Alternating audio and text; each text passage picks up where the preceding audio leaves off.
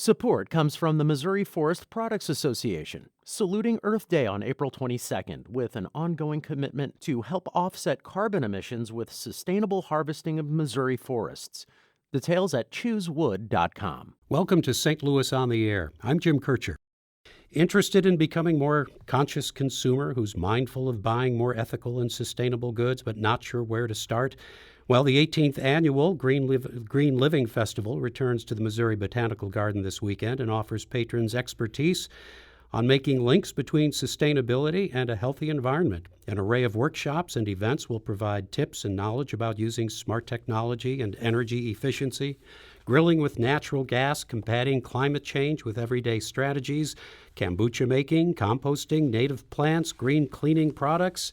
The list goes on. Joining me in the studio to expand on the importance of sustainability and green living is Jean Ponzi, Green Resources Manager at the Missouri Botanical Garden. Jean, thanks for joining us today. It's good of you to have worn a green shirt for this, Jim. Well, yeah, no, I was, I was trying to be in line with the theme. But 18 years, I'm thinking as I'm reading this, a lot has happened. We'll call this a movement. Let's call it a movement. I think we can now. Yes. Yeah, absolutely. I mean, 18 years, what have you seen? And we'll get into the details of what you're doing, but that strikes me as like there's been some progress. Yes. And, so the first, it was called the Energy Festival in its first year in 2001.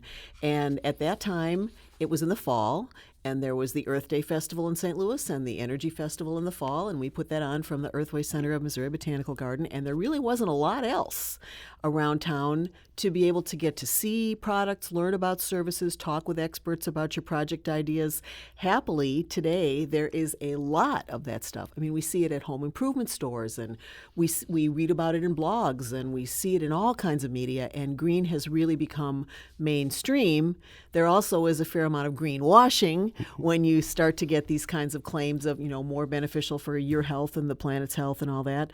And there are just so many wonderful things going on around St. Louis, ways in which sustainable practices are happening in an everyday way and really happening in movements. So let's talk about the festival. Let's take two people. One is the committed environmentalist who's doing all kinds of things, and they have the rain barrel, and they've got the butterfly garden and the canvas shopping bag. I mean, that's not big stuff, actually. That's pretty small stuff. They have solar panels, too. Solar panels. So that's the committed person. So they've got something probably to find. And then there's people who say, I probably don't do much.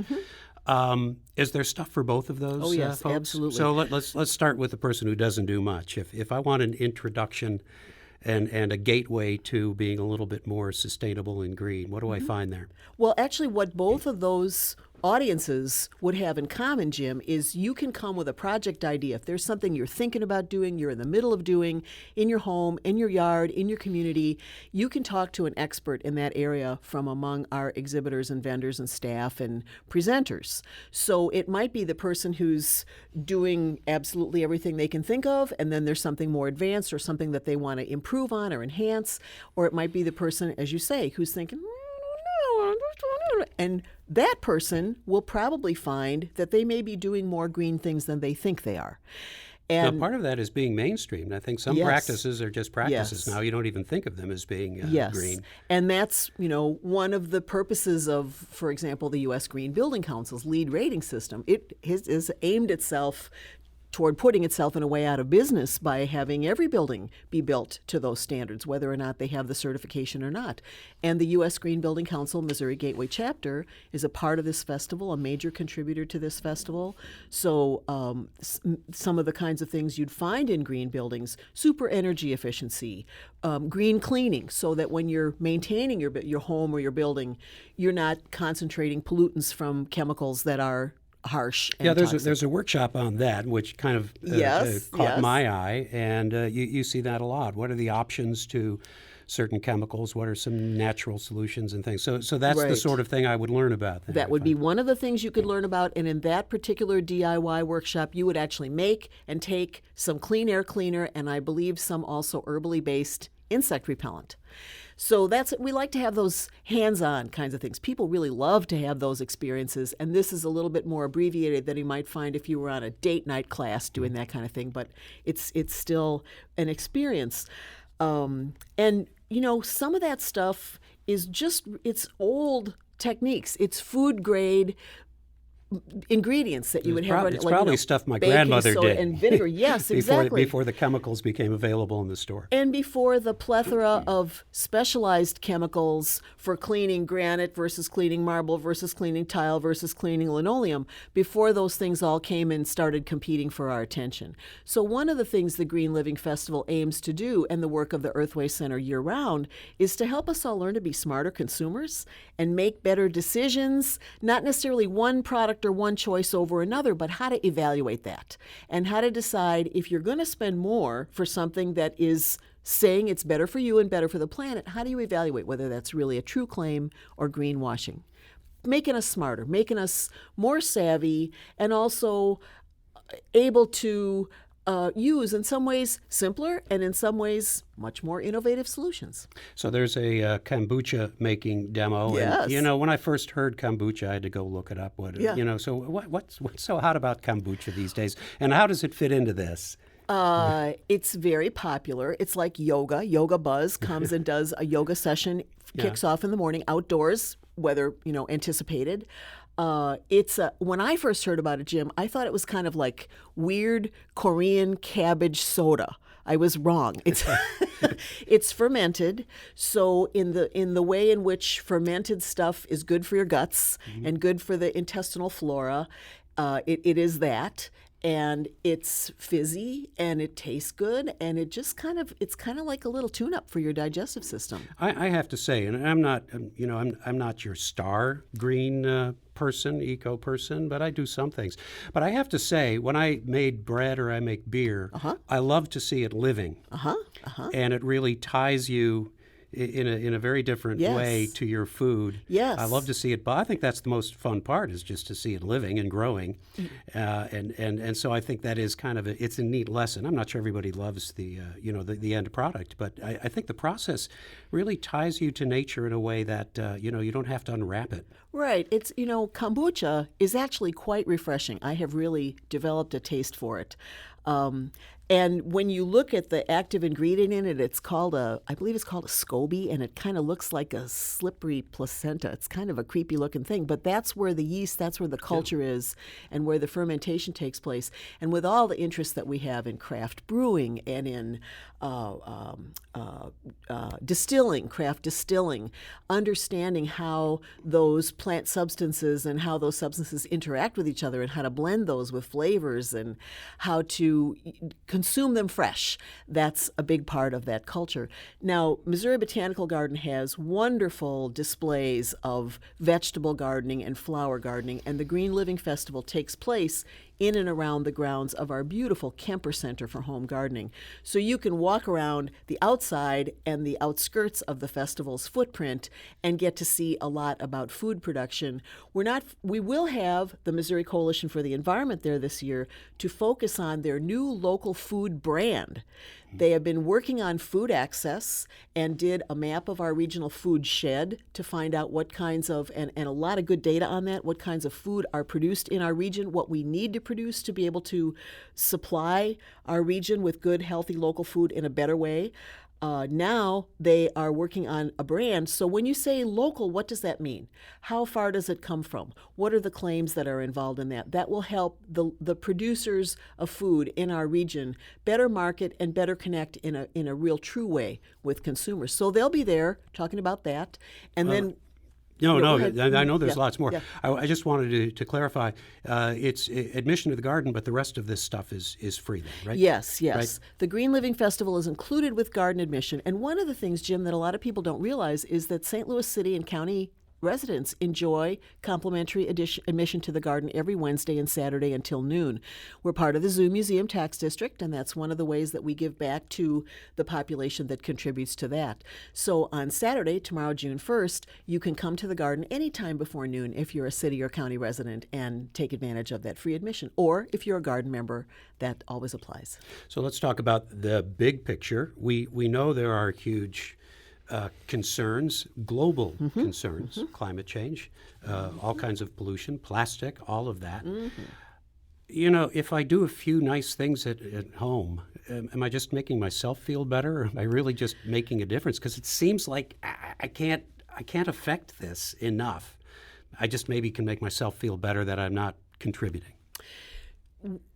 As environmental educators, our job is to encourage and educate and motivate. So my response to that would be, in the same way that either one of us, any of us, would want to be courteous and appreciative and encouraging and curious about the circles that we inhabit, those practices, that way of being, that way of living, is really important in the age of climate change, in the face of all those larger things. And some of the stuff to celebrate in St. Louis, talking about the evolution of sustainability in St. Louis, has to do with things like pollinator gardening and like rainscaping, using the power of plants to manage our stormwater. This is especially apparent in this era, in this time of flooding again. Energy efficiency and movements toward renewable energy goals. We will be announcing a new program called Grow Solar for some communities on the Missouri side that has been functioning on the Illinois side of our region for a while, that will be discounted, kind of a group buy to bring down the cost of solar implementation for residents in our area. And that's a new thing. And when you start having that happen among residents in several municipalities at a time as a pilot for 2019, then you start to have that group impact, and the willingness and the openness of individuals to do this green stuff contributes. You start heading toward the tipping point of making that bigger difference. So if I'm not resistant to this, but I'm not really deeply involved, yeah, where's a good place to start? I mean, if I'm typical, what would you say are a few things I might be doing that are harmful to the environment that would be easy to change? Well, in my experience working in the green space for 30-odd years, the number one thing people think about when they think about green is recycling. And today, big picture today, the recycling industry needs us to only put the stuff in our single stream bin that should go into that bin. Stick with the 6 is one of the mottos for a regional partnership. Plastic bottles and jugs, aluminum cans, steel cans, paper, flattened cardboard, glass bottles in most areas. Nothing else in that bin. So practicing that correctly. And then, it's always good to use reusable stuff like reusable cups and bags. But then even if you do use your reusable bag, you can take so many different kinds of plastic bags and plastic, what's called film, bubble wrap, shrink wrap, dry cleaner bags, produce bags, bread bags, back to the grocery store, and that plastic will get made into, most likely, a product like composite lumber. Partly plastic, partly wood dust, never have to finish it, doesn't splinter. Great product that uses waste materials and is a very convenient way to collect a whole bunch of material that is a big contaminant in your single stream plastic bags. So that's one of those kind of messages we give to people. Ameren, Missouri is a presenting sponsor of the Green Living Festival. They are providing us with a pretty cool bag this year. Actually, it's got little pockets and it's got a strap. And one of my colleagues put his 10-pound toddler grandson in it just to demonstrate. I don't know that I would do that, but he did. So here you go. Here's your bag. Here's your practice. Here's why. Here's why this is impactful. The other thing is the power plants. We are Missouri Botanical Garden. And one of the things that is just booming, rocking around our area is gardening for pollinators. And that dovetails with rainscaping, with using your landscape to capture and hold stormwater. People just love this, whether it's planting milkweeds for monarchs or mixing in zinnias with your native flowering plants, and then understanding how to better control mosquito breeding and not have to just spray for mosquitoes, that kind of stuff. That's getting you into ecology. It's getting you into the relationships to things. And like food and local food and healthy food, gardening for pollinators is something that it just makes us happy and it connects us with nature. And that's another really, really good way in that is so popular and so visible at so many garden centers. Greenscape Gardens, one of the big leaders in our area, will be at the Green Living Festival promoting that. Yeah, we're talking with Jean Ponzi from Missouri Botanical Garden about the Green Living Festival this weekend there. We've talked about all of the great things that people are doing, can do, and the 18 years that this festival has been going on. Are you concerned that some of these practices, say maybe like kombucha, will come and go as a trend? I don't need to keep picking on kombucha, but that we should have samples here. We should next time. But I just wonder that, I just wonder, it's like, okay, we were doing that for 10 years. I was big into in the environment for a while, and now I'm big into something else. Well, big into the environment. Let's see. Our species lives here on this planet, and we are neighbors and related to and interrelated with all the other living things. So connecting people to nature and connecting people to the natural systems and processes that are all around us that really support us, the ecosystem services that support us. That's what Earthway Center's work, that's what it, kind of underlines putting on a festival about this stuff.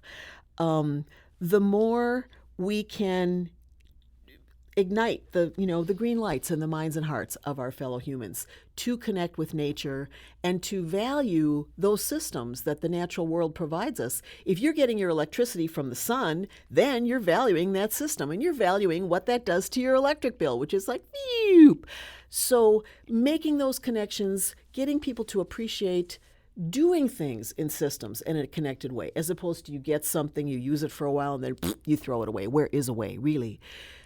Changing thinking, changing patterns, working on making stuff like solar energy available to whole municipalities within our region, working with the Metropolitan Sewer District to manage the precious resource of water that is overwhelming us right now in a way that doesn't overwhelm and overtax the sewer system's capacity to send clean water on down the pipe, down the stream. Those are things that each one of us are impacting, and we can impact, and we do impact. And people are receptive to this kind of stuff. And we still need to keep educating. There's job security for the green geeks like Right. us. It's steady work, right. So you've got kids' events as well. Yes, we do. And so, again, when we talk about something coming and going as a trend, if you've got a new generation, and we already, Yes. in 18 years, you've already trained one generation, right? Yes. So what's there for kids over the weekend? We always have popularity with kids building solar cars, super solar speedsters, and then they can race them in the sunshine on our raceway. That is one thing. We have a special feature this year. This is the second time I think we've done it. There is a writing contest in St. Louis called Right Outside Your Door. And we will be presenting awards to the winners of that contest. The Garden does this in partnership with the Gateway Writing Project. So students who have experienced nature and are writing about that, their actually writings will be there on posters, and the families and the students will be there to be honored at that event. And we will have, I believe, a writing activity at the festival. I mentioned yoga. All ages yoga takes place at 9:30 tomorrow morning with Yoga Buzz. And boy, people come out, talk about kombucha. Yoga brings them out in droves. S'mores as well, I believe. Solar s'mores, right. Yeah. When you can have the kind of snack that you maybe only get on a camping trip once a year out of a solar oven. We've baked bread in the solar oven and lasagna in the solar oven, so this is a quick, fun snack. And it is the power of the sun to do something that we all need, which is prepare our food.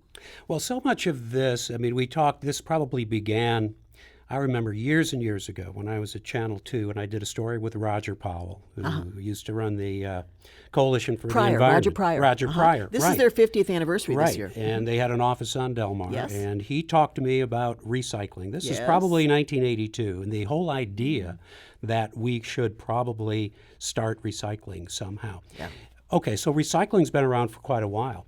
But it seems to me now that the trends, a lot of them, have to do with food. Yes. Fresh food, vegetarians, vegans. You're not going to convince me to be a vegan if I go to this festival, I don't think. You'd have to really work hard to do that. But getting back to this idea that food has become a much greater part Yes. of living sustainably. Yes. And when that happened, Jim, when food kind of came into the pantheon of subject matter, the focal areas for environmental action, that was the greatest thing to me, because we get happy when we think about and talk about food. It touches us in our hearts. It touches us in our relationships with things that we love. And people, frankly, never get happy about nukes and dead whales. So being able to come in with environmental awareness and environmental connectivity and affirmation and learning new stuff through an avenue that people love and are happy about is very key. And it's so important. And it relates to soil health, which relates to climate change, which relates to water conservation, which relates to heirloom species and heirloom seed types and social justice and making food deserts bloom, that kind of thing. And that is happening in St. Louis in such a big way and across the country. It's one of the things that is the most exciting to me because food embodies environmental sustainability and human sustainability in so many ways. I would think the garden, and I'm guessing here, you'll correct me if I'm wrong, that a lot of people initially were like, show me how to plant pretty flowers and take care of things. I would imagine now there's a lot more interest in the pollinators. What can I do for the butterflies and the bees? And vegetables and lettuce and all those sorts of things. I wonder if the emphasis a little bit or the demand for information has changed over the years at the garden. Yes. Some new things have come in. The emphasis on what I would call ecological landscaping with primarily native plants, native and adapted plants, the ones that do well in our soil type and our, seasonality and the amount of rainfall, like we're having a lot of rainfall right now. That is a big movement, and that is really good for pollinators because the insects have evolved with those plants. So they have a relationship. They are good neighbors. They're related. They need each other to survive, like monarchs need milkweed. And when people learn that, that's a big ecological lesson. And when you put that into practice, it's a cool thing. You can still have your zinnias and your petunias along with the natives. Great. Lots to learn, lots of lessons. Enjoyable, though, at the Green Living Festival this weekend at the Missouri Botanical Garden. I want to thank Jean Ponzi for joining us today. This is St. Louis on the Air on St. Louis Public Radio, 90.7 KWMU.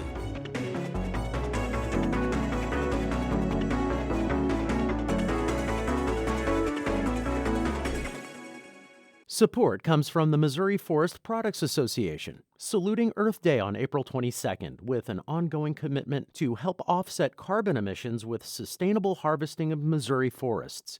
Details at choosewood.com. The Gateway brings you the day's news from the St. Louis region and across Missouri.